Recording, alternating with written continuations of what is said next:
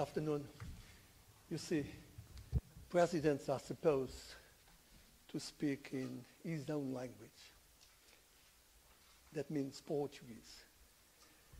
But I was informed that translation to English is available. So I'll speak in Portuguese. Senhor Presidente do Instituto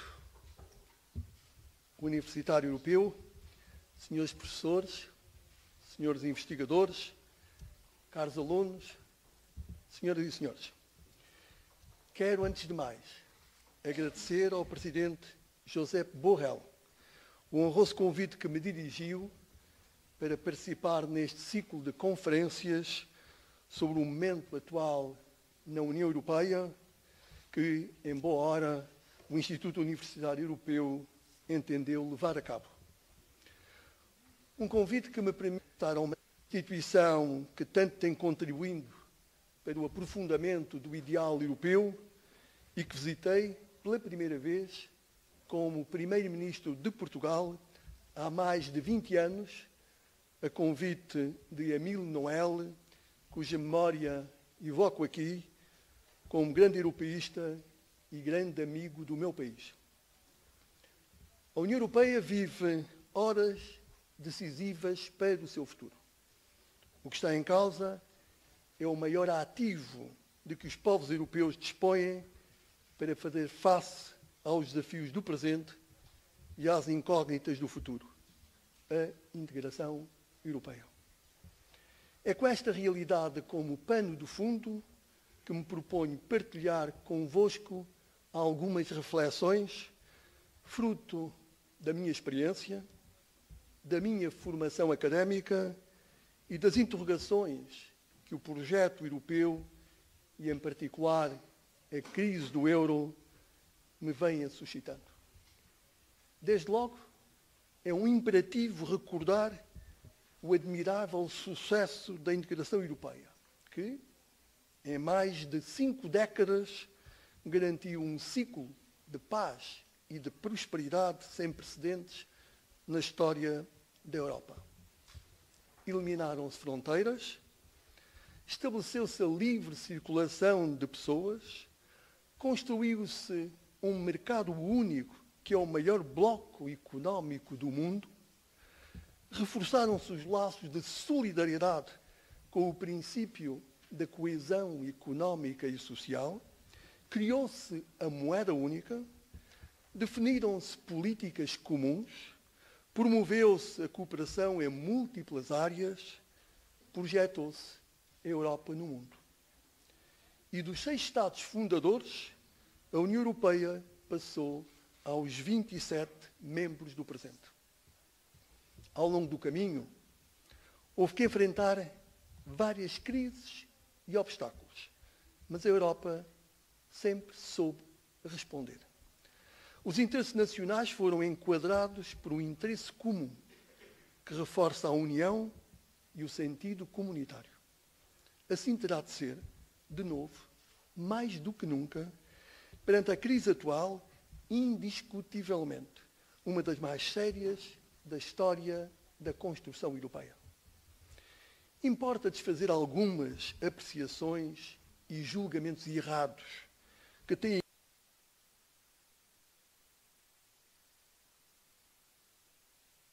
emergido a propósito desta crise. Em primeiro lugar, o euro não é a causa da crise. As causas radicam, por um lado, nas políticas erradas, nomeadamente orçamentais e macroeconómicas, seguidas pelos Estados-membros. E, por outro lado, numa deficiente supervisão por parte das instituições europeias. A responsabilidade por esta crise é claramente partilhada pelos Estados-membros e pelas instituições, alguns cuja assinatura em Maastricht tive a honra de presidir enquanto Presidente do Conselho Europeu em 1992. Dizem que as dificuldades atuais vêm das insuficiências do tratado. Esquecem desde logo as circunstâncias circunstâncias. O Tratado da União Europeia foi negociado há 20 anos. Estava ainda a emergir. A União Europeia tinha 12 membros. O Muro de Berlim tinha caído há apenas 2 anos. Os novos atores económicos da era global ainda pouco se afirmavam. O mundo era diferente. Esquecem também que o Tratado de Maastricht, para além de fixar os mecanismos de supervisão multilateral, não ignorava a necessidade de coordenação das políticas económicas. É claro que o tratado traduziu, como sempre acontece neste tipo de negociações, o compromisso possível, mas foi um grande passo em frente da integração europeia. É certo, todavia, que já então muitos de nós, com Jacques Delors, económico desenhado em Maastricht, apresentavam uma construção mais consistente na vertente monetária do que na vertente económica. Do lado monetário, temos uma arquitetura assente numa lógica federal. Do lado da governação económica, uma arquitetura diferente, muito dependente do sentido de responsabilidade dos Estados na condução e na transparência das suas políticas e da eficácia de supervisão por parte da Comissão e do Conselho de Ministros. Mas foi a execução do Tratado e do Pacto de Estabilidade e Crescimento que o veio complementar que ficou aquém do que se exigia por irresponsabilidade de governação dos Estados e por ineficácia das instituições europeias. Em particular, houve um fator decisivo para desencadear a crise: o mau escrutínio do rumo das finanças públicas em alguns Estados. A Comissão e o Conselho não fizeram tudo o que lhes competia para corrigir as situações de déficit excessivo. E é bom lembrar, a quebra de credibilidade do Pacto de Estabilidade e Crescimento provocada pelo próprio Conselho, ao tudo fazer para que passasse incólume a violação dos limites do déficit orçamental por parte da Alemanha e da França nos primeiros anos deste século. Foi um mau sinal para os mercados. A União Europeia estava pronta a renunciar ao rigor dos critérios em favor de considerações e circunstâncias políticas impostas por interesses nacionais. Ao cidadão, para justificar o agente das regras do pacto, lhe tivesse chamado estúpido. Não se atribua, portanto, a culpa da crise da zona euro ao tratado e apenas aos Estados-membros financeiramente indisciplinados.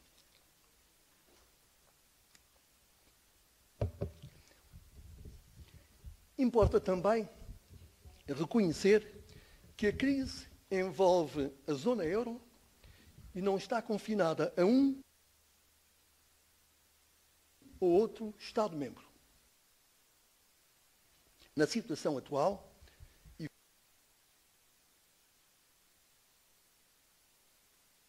face ao elevado grau de interdependência económica e financeira em todos os outros Estados. É este risco de contágio que tem de ser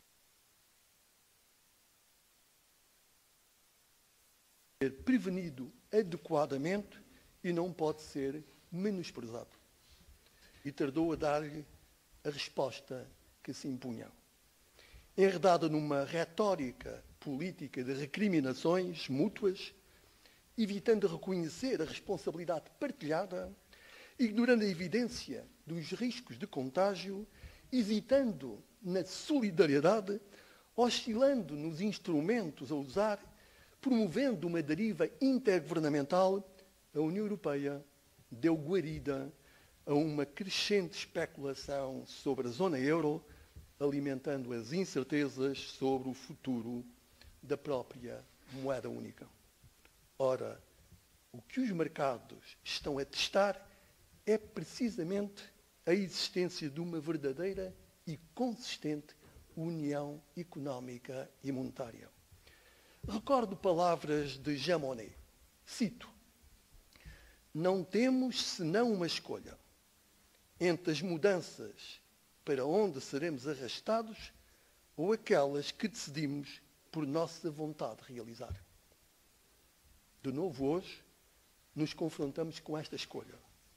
Ou enfrentamos as medidas que se impõem, ou seremos arrastados por ela para mudanças imprevisíveis e incontroláveis que põem em risco a própria União Europeia.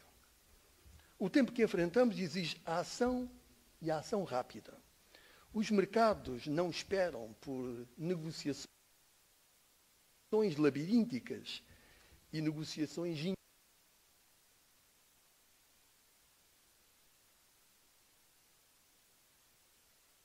intermináveis. Custa a compreender, por exemplo, que as positivas decisões do Conselho Europeu de 21 de julho ainda estejam prisioneiras de obstáculos políticos e formais. Tal como é inadmissível o happening cotidiano de discursos divergentes por parte dos líderes europeus. Este tempo exige, mais do que nunca, convergência, solidariedade e responsabilidade sem falhas. Num ponto, começa a haver convergência quase generalizada. Um Estado da zona euro, sob dificuldades, não pode ser deixado cair em incumprimento descontrolado, sob pena de criar um efeito dominó de consequências imprevisíveis para o próprio projeto de integração europeia. O fracasso do euro poria em causa o mercado interno, alimentaria o retorno de nacionalismos e protecionismos, enfraqueceria a Europa na cena internacional. Ao contrário, é preciso reafirmar que a União Europeia tem os recursos, os instrumentos e os meios institucionais para superar esta crise. O que tem faltado é a vontade política para mobilizar uns e outros e fazê-lo com um método eficaz e de forma célere. Em suma, a resposta à crise tem de ser europeia, sistémica e eficaz no curto prazo. Neste quadro, entendo que há medidas que se impõem e que não podem esperar. Começando pelo reforço do Fundo Europeu de Estabilidade Financeira, instrumento fundamental para assistir os Estados em dificuldades. A sua dimensão tem de estar à altura dos riscos especulativos que, de resto, estão já identificados. Outra intervenção que se impõe no imediato cabe ao Banco Central Europeu, que ao longo dos seus 12 anos de existência tem tido uma ação extremamente positiva. O mandato foi confiado, assegurando a estabilidade de preços e tem contribuído para combater a crise financeira na zona euro. Presto a minha homenagem a Wim Duisenberg e a Jean-Claude Trichet pela forma como desempenharam as difíceis funções de presidente do Banco Central Europeu. A situação excepcional e de verdadeira emergência a que chegamos reclama mais do Banco Central Europeu. É necessária uma intervenção mais ampla e previsível no mercado da dívida soberana dos países solventes, que enfrentam problemas de liquidez. A disponibilidade para uma intervenção ilimitada no mercado secundário, como defende Paul de Grove. Não se trata de operar uma intervenção descontrolada e de risco. Trata-se de um compromisso credível para matar cerce a especulação e garantir por essa via as condições para o funcionamento dos mercados da dívida soberana num quadro de estabilidade e crescimento e confiança. É uma função a exercer em último recurso, quando a pressão dos mercados atinge proporções insuportáveis, como é o caso. De resto, a generalidade dos economistas reconhece que Uma vez travada a especulação, essa função acaba por não ter que se materializar.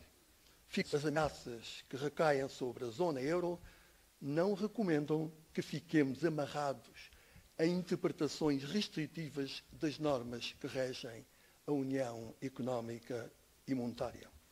É claro que a intervenção do Banco Central Europeu no mercado da dívida soberana, tal como do Fundo Europeu de Estabilidade Financeira, tem de ser associada a uma condicionalidade estruturais adequadas.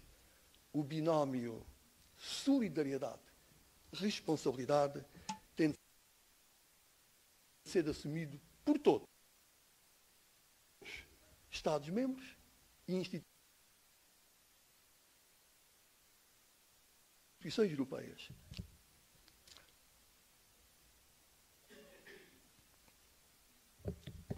A recapitalização e financiamento dos bancos europeus é outra medida urgente, que exige uma intensa concertação e a mobilização de instrumentos com natureza e escala de nível europeu. O reforço dos capitais dos bancos é um imperativo generado na Europa, tal como a necessidade de garantir liquidez através de instrumentos que superem as dificuldades de acesso aos mercados. Também aqui, a União Europeia, designadamente através do Banco Central Europeu e do Fundo Europeu de Estabilidade Financeira, deve atuar como promotora e catalisadora ativa de medidas concertadas a nível da zona euro. Sem capitais que garantam capacidade para enfrentar a crise, sem liquidez para manter o crédito, os bancos não poderão assegurar o financiamento da economia, com efeitos dramáticos no plano económico e social, que mais não farão do que acentuar a crise numa espiral com consequências imprevisíveis. Tenho acompanhado de perto a controvérsia quanto à emissão de eurobonds. Não duvido que poderia ser uma poderosa resposta a esta crise. Todavia, a sua implementação está envolta em tantas indefinições, quer de natureza política, quer de natureza técnica, que a tornam impossível de levar à prática num tempo compatível com as dificuldades do presente. Entendo, contudo, que os chamados eurobonds devem estar na agenda europeia, havendo rapidamente que clarificar o conceito não está clarificado, e determinar os requisitos exigidos em termos de transferência de soberania para as instituições europeias e em termos de alteração da arquitetura institucional da União Económica e Monetária. Uma resposta efetiva à crise impõe ainda o aprofundamento da governação económica europeia. O semestre europeu e o Pacto Plus são um passo nessa direção. Mas é preciso mais, como defendem a Comissão e o Parlamento Europeu. Há que ser claro neste ponto.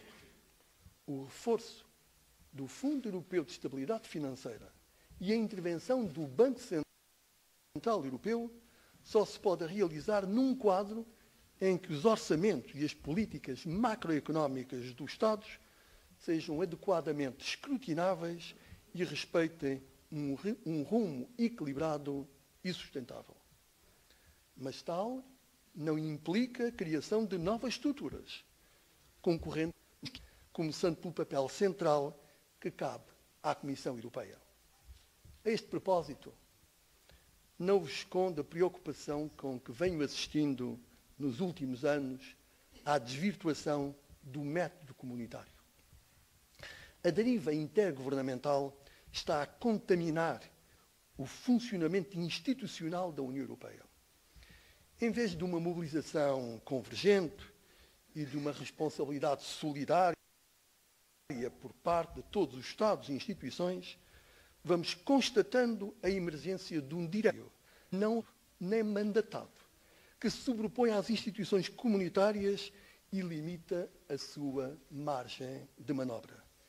Este é um caminho errado e é um caminho perigoso. Errado porque ineficaz. Perigoso porque gerador de desconfianças e incertezas que minam o espírito da União. O caminho certo é o do método comunitário, como a história da integração europeia eloquentemente demonstra. Foi com o método comunitário que a integração europeia se aprofundou e afirmou, com a Comissão a constituir o centro de gravidade da iniciativa, o braço executivo das políticas e das ações comuns e o guardião dos tratados. Ao Conselho Europeu, e não a um diretório de alguns países, cabe a orientação política, e ao Conselho de Ministros cumpre tomar as decisões que enquadram a ação comunitária. É esta a fórmula institucional que garantirá a União da Europa. Volto a repetir. A governação económica da zona euro tem de ser mais imperativa, rigorosa e eficaz. Mas é a Comissão Europeia que deve ser a charneira institucional para realizar, com equilíbrio e eficácia, essa missão. Será necessário rever o Tratado de Lisboa? A União Europeia tem combinado elementos federais, comunitários e de mera cooperação intergovernamental. É uma das suas marcas originais. Considero que é expectável e desejável que, a prazo, a União Monetária seja acompanhada de uma verdadeira união económica e financeira, de modo a garantir não só a estabilidade monetária, mas também a estabilidade financeira e o crescimento económico. Nessa perspectiva, a revisão a prazo dos tratados terá de ser equacionada. Repito, a prazo, porque a crise não espera por uma revisão dos tratados, que se sabe ser inevitavelmente lenta e complexa.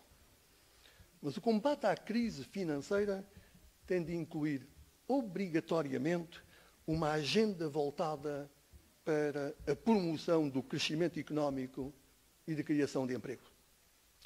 O saneamento das finanças públicas terá um resultado socialmente insuportável se não for acompanhado de recuperação económica e de criação de emprego. Cabe à União Europeia um papel central na promoção desse objetivo, reforçando os instrumentos de apoio à inovação e à competitividade, estimulando a iniciativa económica e o empreendedorismo. Preocupa-me, particularmente, os níveis muito elevados de desemprego jovem na União Europeia, fruto de uma economia anémica e pouco competitiva e das fortes medidas de contenção orçamental. As políticas de austeridade e as dificuldades de liquidez que enfrentam os países mais endividados devem ser compensadas por políticas voluntaristas de crescimento e emprego promovidas pela União Europeia, por políticas expansionistas por parte dos países superavitários e por uma prudente redução da taxa de juros de referência do Banco Central Europeu. É este o caminho que permitirá garantir, nesta fase difícil, um horizonte de esperança e de confiança para todos os cidadãos da Europa, sem exceção. Antes de concluir, quero deixar-vos uma palavra sobre a situação do meu país. Como é sabido, Portugal firmou um acordo de assistência financeira com a União Europeia e o Fundo Monetário Internacional. Esse programa colhe o apoio largamente maioritário do Parlamento e será, sem dúvida, cumprido na íntegra pelo governo português.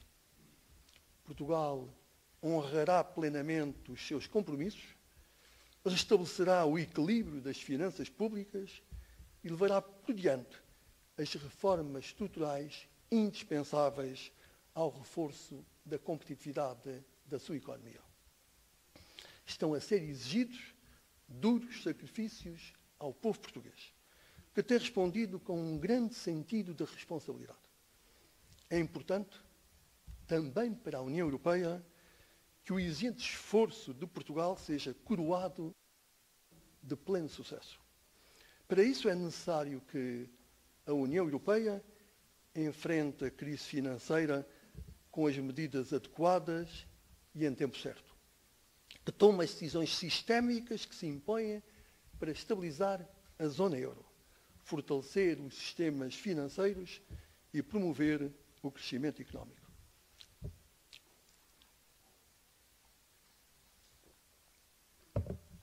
Minhas senhoras e meus senhores, preocupado, mas confiante, é como defino o meu estado de espírito. Acima de tudo, quero de novo sublinhar que a Europa dispõe da capacidade e dos recursos para superar a crise. Se houver empenho político e uma solidariedade responsável, a União demonstrará mais uma vez a sua força. Em 1946, logo a seguir à Segunda Guerra Mundial, no célebre discurso de Zurique, dizia Churchill que só havia um remédio eficaz para a tragédia europeia: voltar a criar a família europeia. Esse remédio continua eficaz. E é preciso usá-lo sem restrições para impedir que a integração europeia regrida e volte a ser apenas uma melancólica utopia. Na primeira metade do século passado, o grande poeta português Fernando Pessoa, inconformado com a situação do seu país, em que, dizia ele, ninguém sabia que coisa queria, nem conhecia que alma tinha, convocava o seu país e a sua gente com um grito que ecoa até hoje no coração dos portugueses, nas horas difíceis. Ó Portugal, é a hora. Neste momento difícil da vida da Europa e dos europeus, ocorre muitas vezes este apelo. Espero sinceramente que a Europa saiba reconhecer que esta é a hora. Obrigado.